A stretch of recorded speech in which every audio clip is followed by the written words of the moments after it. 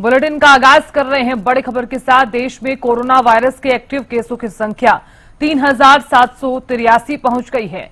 9 दिन में कोरोना के मामलों में लगभग 1,300 की बढ़ोतरी हुई है। इधर केरल में सबसे ज्यादा 1,400 मामले सामने आए तो महाराष्ट्र में 485। इधर दिल्ली में 436 एक्टिव केस हैं। कोविड के कारण 28 लोगों की जान चली गई है। महाराष्ट्र केरल में सबसे ज्यादा 7 लोगों ने अपनी जान गंवाई है। बात अगर हरियाणा की करें तो कोरोना के मामले लगातार बढ़ते जा रहे हैं। हरियाणा में भी कोविड के 7 नए केस सामने आए। गुरुग्राम से 4, फरीदाबाद, करनाल और पंचकुला से एक केस की पुष्टि हुई है। तो कोरोना के मामले लगातार बढ़ते जा रहे हैं। एक बार फिर से कोरोना ने दस्तक दे दी है। हरियाणा में जिस तरह से कोरोना के 7 नए केस सामने आए तो ऐसे में बेहद ही चिंता का विषय है कि अगर कोरोना को लेकर अलर्ट जारी किया जा रहा है तो आखिरकार क्यों किया जा रहा है।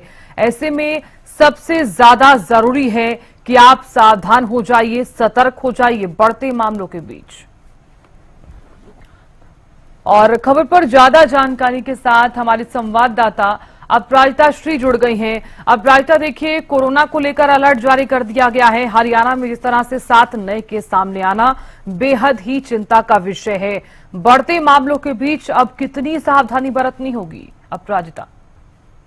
बिल्कुल, देखिए, जिस तरीके से जो लगातार जो आंकड़े कोविड को लेकर बढ़ते हुए नजर आ रहे हैं, हालांकि जब इक्का दुक्का केस ही सामने आया था तो लगातार एक एडवाइजरी भी जारी की जा रही थी, यानी लोगों को जरूरी है कि एहतियातन बरते। अब जिस तरीके से लगातार जो केसेस में इजाफा देखने को मिल रहा है, खासतौर पर अगर कुछ जगहों की बात करते हैं, यानी केरला, दिल्ली, हरियाणा की बात करते हैं, तो लगातार जो केसेस है, एक्टिव केसेस है, उसमें बढ़ोतरी देखने को मिल रही है। अब चूंकि बढ़ोतरी देखने को मिल रही है, इसलिए और जरूरी हो जाता है कि एहतियातन बरते, यानी तमाम जो गाइडलाइन जारी किए गए थे, यानी प्रोटोकॉल, एसओपीज जो जारी किए गए थे, उन चीजों को फॉलो करना बेहद ही जरूरी हो जाता है। यानी जो व्यक्ति संक्रमित है, अगर उनके कांटेक्ट में आए हैं तो खुद ही अपने आप को होम क्वारंटीन कर ले या फिर कोविड टेस्ट करवाए। खांसी जुकाम है तो कोविड टेस्ट करवा ले, इंतजार ना करे कोविड होने का या फिर मामला बिगड़ने का। ये तमाम चीजें हो जाती है। इसके साथ साथ खुद का भी ध्यान रखे और अपने आसपास वालों का भी ध्यान रखे। इसके अलावा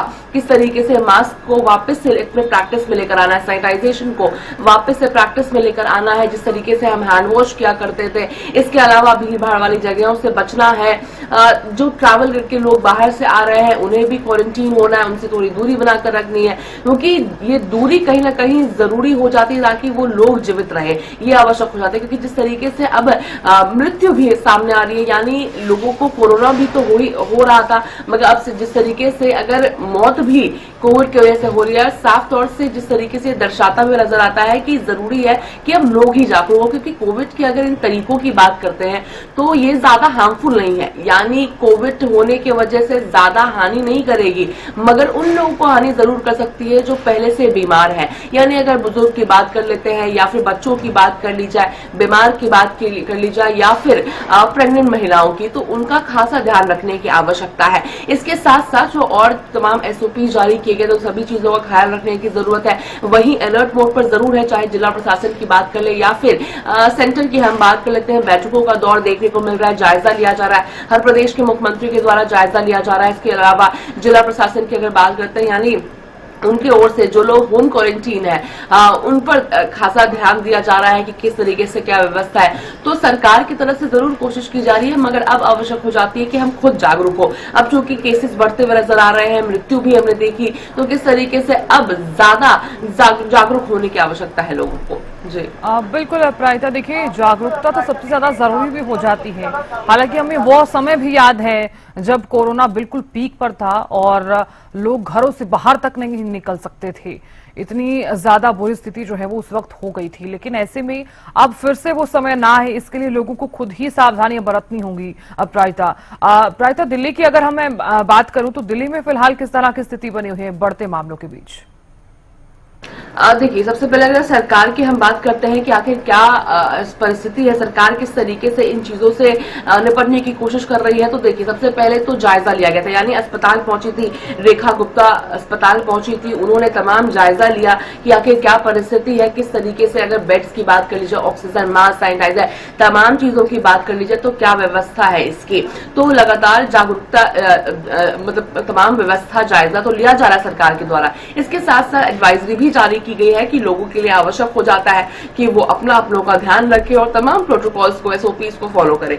इसके साथ साथ अगर दिल्ली की अगर फिलहाल की हम बात करते हैं तो लगातार जिस तरीके से कई नए केसेस दिल्ली में भी सामने आ रही, क्योंकि गुरुग्राम में हमने देखा है किस तरीके से 4 एक्टिव केसेस, नए केसेस सामने आए हैं, तो कहीं ना कहीं बगल में दिल्ली, यानी साथ में बॉर्डर हम लोग शेयर करते हैं दिल्ली और हरियाणा, तो उसका असर भी देखने को मिलता है। तो बिल्कुल जरूर दिल्ली में भी कुछ नए एक्टिव केसेस देखने को मिल रहे हैं। हालांकि हमने देखा था किस तरीके से एक बुजुर्ग महिला की मृत्यु भी हुई थी।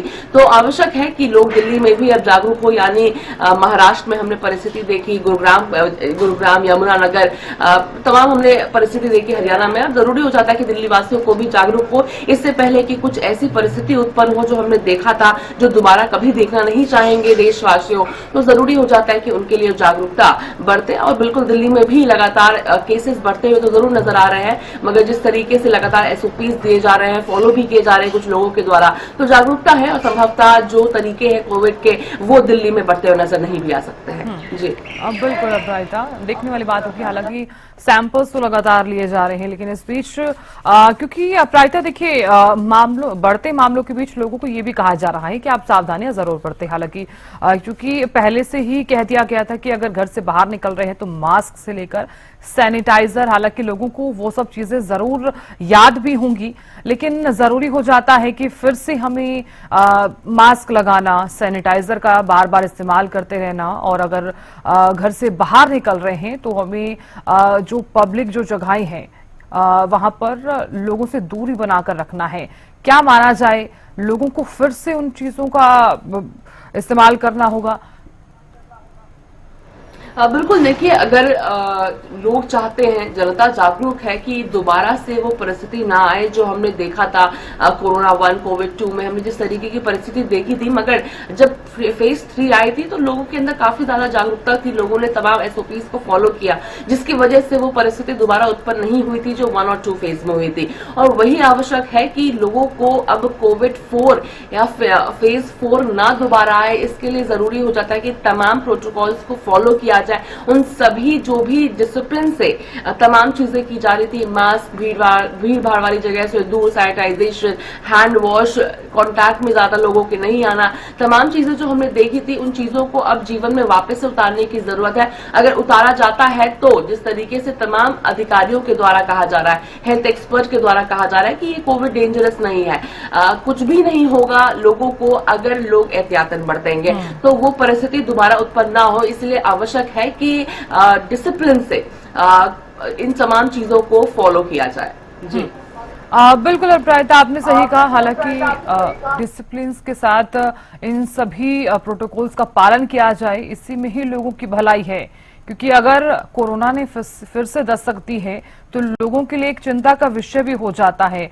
और अगर लोग चाहते हैं कि फिर से हमें उसी समय को देखना ना पड़े तो एहतियात तो बरतना ही होगा। अपराजिता, बहुत शुक्रिया फिलहाल बनने के लिए और जानकारी देने के लिए। अपराजिता, देखिए हरियाणा में लगातार कोरोना के मामले बढ़ रहे हैं, तो जरूरी है कि आप लोग सावधान हो जाइए, सतर्क हो जाइए, खुद भी सुरक्षित रहिए और अपने परिवार को भी सुरक्षित रखिए। अगर घर से बाहर निकल रहे हैं तो आप मास्क जरूर पहनिए।